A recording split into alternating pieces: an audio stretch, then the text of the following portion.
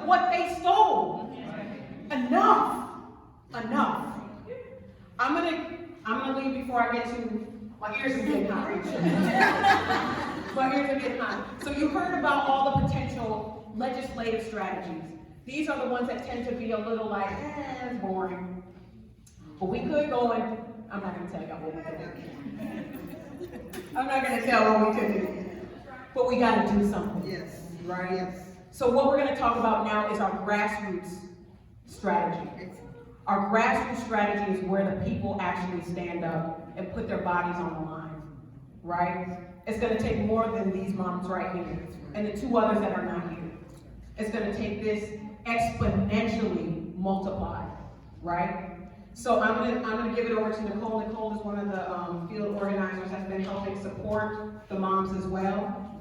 And then the moms are gonna help facilitate some breakout groups about the potential strategies and what we all want to contribute and what we all can do. Does that sound okay? Yeah. All right.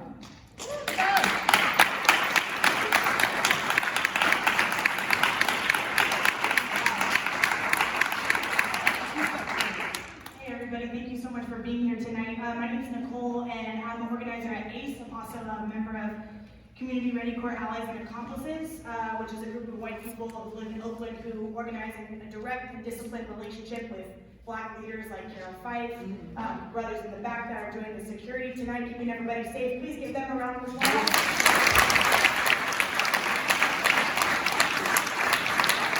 So we're going to talk about grassroots strategies to support what these incredible, incredible women have started.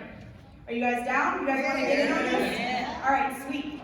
So the first thing is I want to talk a little bit about CEO Greg Geiser. Wedgwood CEO Greg Geiser. Yeah. Ooh, just you wait. So this man is the CEO of Wedgwood, which is the biggest fix and flip corporation in the country. They buy about 250 bank foreclosed homes every single month. They're a displacement machine, Yes. as Dominique Walker has said. And so they are part of, they're a machine that is producing the results that we see in this city of so much homelessness and so much displacement. And we found out doing some opposition research about Geiser that he is also on the board of some nonprofits. And one of those nonprofits is a YouTube channel called Prager University. Has anybody heard of this YouTube channel? So your brain's doing what mine did when I heard this. So Prager University is a right-wing YouTube channel that has almost 3 million subscribers. They put out 5-minute videos with titles like "The Suicide of Europe." The suicide of Europe is a white genocide theory. That Europe is killing itself by letting in all of these Black and brown immigrants. They're perpetuating like alt-right politics on a mass scale. So they use the money that they earn from displacing Black and brown people from this city to perpetuate white supremacist ideology amongst young Americans. So as far as I'm concerned, Greg Geiser is a Nazi. Yes. And Yes. one thing I love about the Bay Area is we know how to deal with those people, right?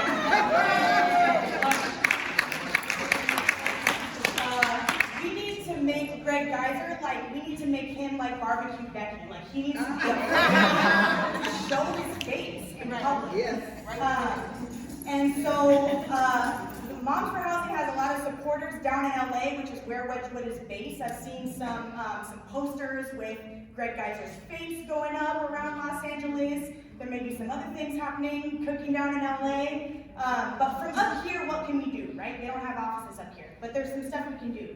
So I hope that everyone grabbed a phone zap sheet. And if you didn't get one, they're on the table back there. So for the rest of this week, we're going to blow up some phone lines calling out Greg Geiser for what he's doing to the community. So we've got 3 days and 3 targets. Tomorrow, Wednesday, we're going to call Shelter 37. This is a nonprofit that's based in Los Angeles, and they claim their mission is to improve the overall well-being of children and young adults. So we're gonna call and ask, why do you have Greg Geiser on your board if that's the mission? That doesn't make any sense.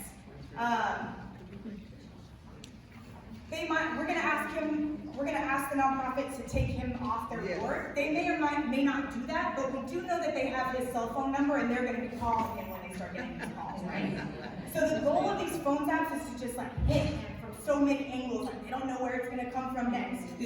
So raise your hand if you can commit to making at least one phone call tomorrow to 37. Right on, right on. And then with all of these phone calls, this is like really easy stuff to do. So we're gonna be putting this stuff up online. You can share it, like please. Organizing is all about getting more people to come do this stuff with us. That's right. So raise your hand if you're down to text 5 friends and ask them to make a phone call. Who's down? All right, right on. So we're gonna win with this kind of energy. So Thursday, the next day, we're gonna be calling the UCLA Anderson School of Business because Greg Geiser is on their advisory board. And so we wanna let them know there's a little script here, but basically Greg Geiser is the epitome of the worst parts of the business world, and it reflects very poorly on UCLA to be on that board. So raise your hand if you can commit to making some calls on Thursday. Sweet. And then Friday, we're gonna call Wedgwood headquarters. They implemented a very complex system after we started calling them. And so you should dial 0 to speak to a person. And you'll notice on the phones apps that the script for Wedgwood is the shortest one because they're gonna hang up on you. You know that. They're not very creative. Let's call them, let's blow up their lines, let's make it so that they can't pick up the phone all day because they're afraid it's gonna be us when they're calling. Who's down to make calls on Friday? Right on, okay, cool. All right, so phone taps is the first and probably the easiest way that we can support the moms. The second thing that we're gonna ask folks to do is we're gonna have another neighborhood canvas. Raise your hand if you came out to this first neighborhood canvas. There's some people in here. Give them a round of applause. So, on Friday, we had about 30 Moms for Housing supporters come out and we covered the whole neighborhood. We got over 100 window signs up in the windows. Talk to neighbors, let them know about what Moms for Housing is all about and why we support and ask them to support. We saw a lot of really strong support from the neighbors. 8 to 9 out of 10 people that we spoke to took a sign and said they supported. So we want to just keep doing this. We want to reach people we haven't reached yet. So Sunday, December 22nd at 2 o'clock, we're going to meet at Mom's house, do a little training, and then go out together. We'll go in pairs so we can have each other's backs and get more neighbors on board with this campaign. Raise your hand if you think you might be down to come out and knock some doors with us. Right on, and make some noise if you're down to bring a friend. Woo woo! Okay, cool. All right, so 2 more things. On Monday, December 30th, as you've heard, we're going to turn out for court support. There you go. Raise your hand if you're willing to come and stand behind these women when they're facing the judge. Beautiful, beautiful. And then the last thing that we're going to put out there tonight is that if that court date doesn't go the way we want it to, and the court does give the sheriff the go-ahead to come and remove these mothers and their children from the house, some of the mothers have said that they're not going to leave, and that they would take an arrest before they would leave. We ain't going nowhere.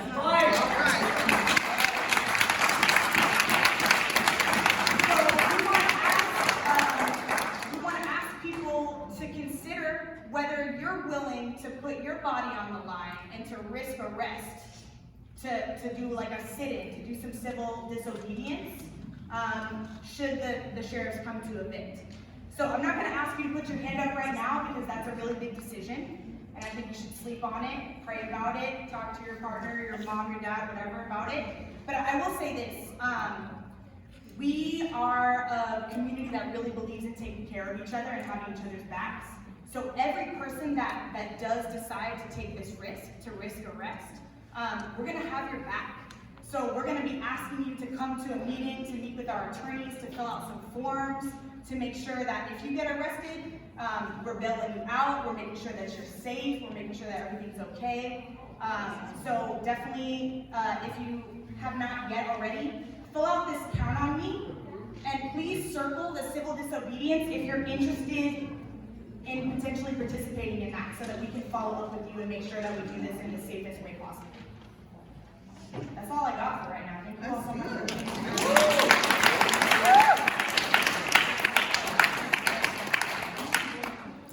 Questions? Yep. I just had a clarifying question. Yeah, Is civil yeah. disobedience happening on the 30th? So the 30th is the court date. Okay. My understanding is that the eviction could be implemented as early as the 31st. Okay. It's also maybe unlikely that it would be the 31st. Right, It right. might be the 2nd or the 3rd or the 4th or the 8th. Like, Okay. we kind of don't know. That's like one of the hardest things about this. For sure, right? for sure. But we will definitely make sure, if you're not already, that you're on the text alert system. Right. So that we can let you know exactly when. As soon as we know when the sheriffs are coming, we will let you know. Okay, thank you. Yeah. Thank you. Right.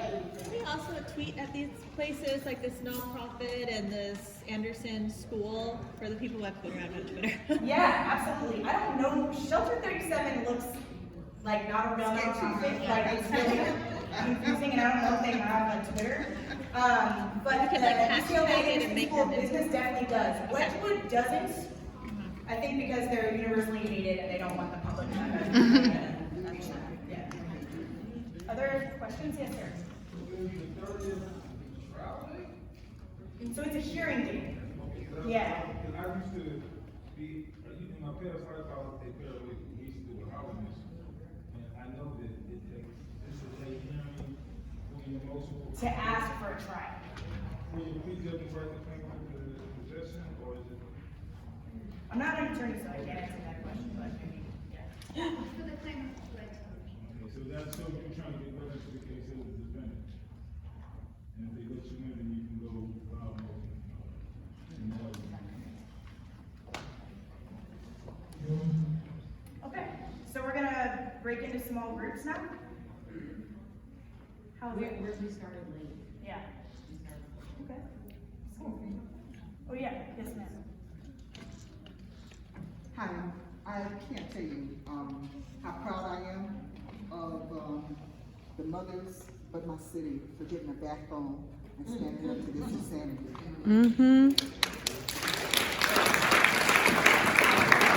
Probably like many of you here tonight, you know, I look and I see my neighbors living in them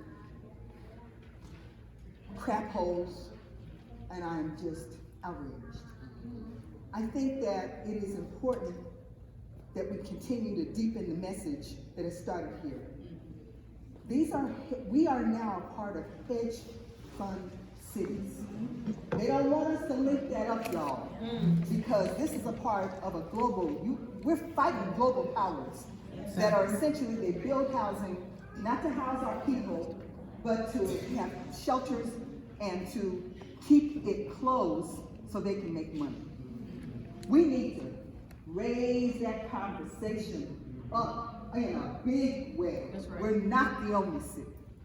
Chicago, Los Angeles got the same kind of occupancies. For every homeless person, there are 4 and 5 vacant units.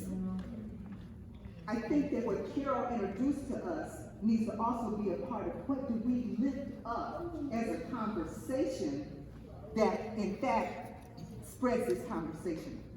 In some parts of the world, they've actually done something called outlawing corporate landlords so as to secure housing. Now, I'm not telling ACE what they ought to do. But I tell you, that's a statewide effort because there is no place where poor people can live now. I mean, we all deal with it. ACE deals with it in a different kind of frontline way. So how do we utilize maybe a forum that we begin to talk about and not have this as a secret? Because people think that they're fighting. This is not mom and pop operations. This is much bigger. Well, and that's the little secret, that nasty little secret they want to keep, and these mamas and kids open everything. Let's make sure that people really understand what we're up against, and it does not have to be this way. That's right. It does not. And so I'm hoping that every one of those encampments, we have a quiet list that says, here's a place that you and your family and babies need to take shelter. Because that's the other part. We do not have to live like this. And if we got a council that will not govern, the people of Oakland know how to govern, we'll handle our business.